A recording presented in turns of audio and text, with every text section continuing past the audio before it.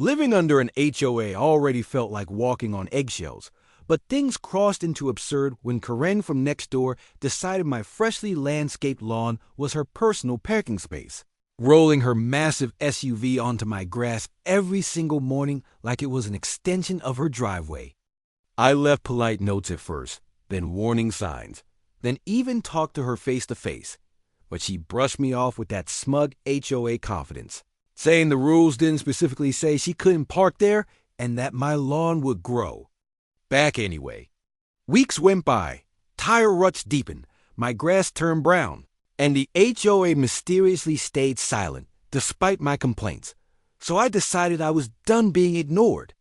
One weekend while Karen was away visiting family, I hired a landscaping delivery for mulch I actually needed for my backyard beds.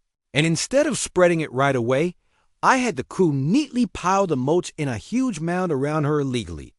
Parked SUV, stopping well below the windows and keeping everything safe, accessible and non-damaging, but visually shocking.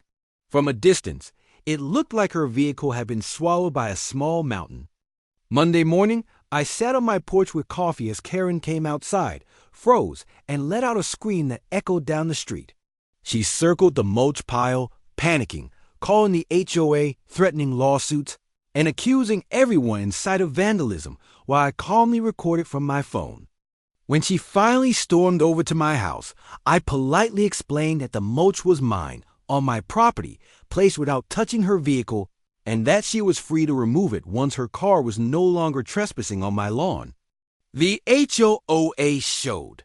Up an hour later, took one look at the photos of her daily parking habit, and suddenly remembered that lawns are private property and vehicles don't belong on them.